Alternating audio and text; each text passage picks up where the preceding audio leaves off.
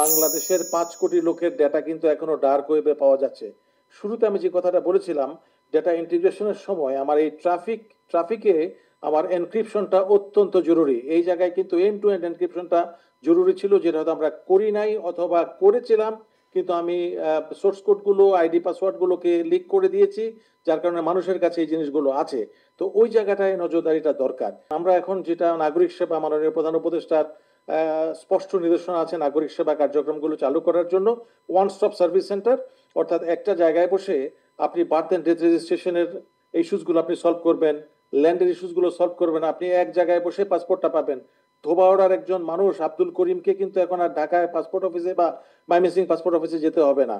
আপনি ওখানে বসেই যেই নাগরিক সেবা কেন্দ্রে যাবেন, ওখানেই আপনার ছবি তোলা হবে, ওখানে আপনি ইনফরমেশনগুলোকে আগে পুট করবেন সিস্টেমে, ওখানেই আপনার আইরিশ নেওয়া হবে, ওখানে আপনার বায়োমেট্রিক নেওয়া হবে, এবং 7-8 দিন পরে ঢাকা থেকে প্রিন্ট হয়ে কুরিয়ারে ওখানে যাবে, আপনি পাসপোর্টটা নিয়ে চলে যাবেন।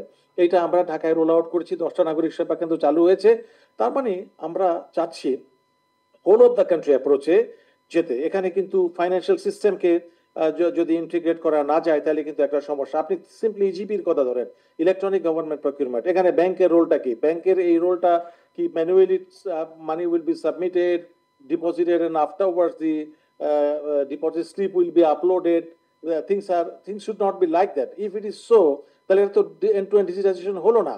আমরা যখন বলি যে একটা শিশু জন্মের পরে if we allow the hospital অথবা ইউডিসি কে অ্যালাউ করি যে ভাই, অথবা আমরা নাগরিক সেবা কেন্দ্রকে যদি অ্যালাউ করি যে শিশুর বাবা মা এসে প্রথম যে তথ্যগুলো দেবেন, এই তথ্যগুলো আপনি ইনপুট দেওয়ার পরপরই একটা ওআরজি জেনারেটেড সার্টিফিকেট প্রডিউস হবে। ওইটাই হবে তার ডিজিটাইজেশনের প্রথম ধাপ, এবং পরবর্তীতে এই জিনিসগুলো শুধু আপগ্রেডেড হবে, আর কিন্তু কিছু না।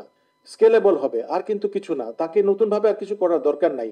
তার ভর্তির জন্য, তার পরবর্তী সকল কার্যক্রমের জন্য এই প্রাথমিক কাজটাই শেষ, এবং পরবর্তী কার্যক্রমগুলো কিন্তু সিম্পলি এডিশন, তারপরে সিম্পলি মডিফিকেশন, বয়স মডিফাই হবে, ছবি মডিফাই হবে, কিন্তু পরবর্তীতে তাকে আবার নতুন করে এই জিনিস দিতে হবে না।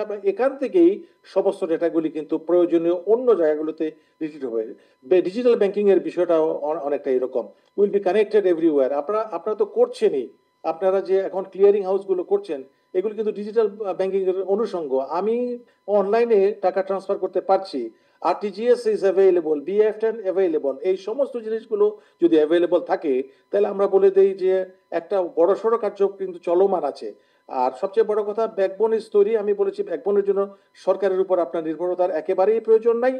যা করার সেটা আপনারা করে ফেলেছেন। সরকারের জন্য সরকার আপনাকে দেবে পলিসি সাপোর্ট গুলো। এই সাপোর্ট গুলো সরকার বলতে আপনি আপনার যে মনিটরি অথরিটি আছে, সেই মনিটরি অথরিটি, সরকার বলতে আপনার ফাইন্যান্স ডিভিশন, সরকার বলতে আপনার ন্যাশনাল বোর্ড অফ রেভিনিউ, সরকার বলতে আপনার মিনিস্ট্রি অফ কমার্স আর GSC, everybody will have to come forward এবং will have to be interlinked. এই জিনিসগুলো ডিজিটাল ব্যাংকিং এর জন্য, শুধু ব্যাংকিং কেন, আপনি এর বাইরে বাড়তি যে কার্যক্রমগুলো আপনার এই ডিজিটাল ব্যাংকিংকে প্রপারলি স্টিয়ার করার জন্য দরকার হয়, এই জিনিসগুলো কিন্তু আপনার এপিআই ইন্টিগ্রেশনের মাধ্যমে কানেক্টেড থাকতে হবে। That's how will be proceeding forward ইনশাআল্লাহ ইন দ্য কামিং ডেজ। এবং আইসিটি ডিভিশনের যে রোল আছে, এই রোল ইনশাআল্লাহ I always say that ICT division will stand by for any of the future activities to be required by the banking industry.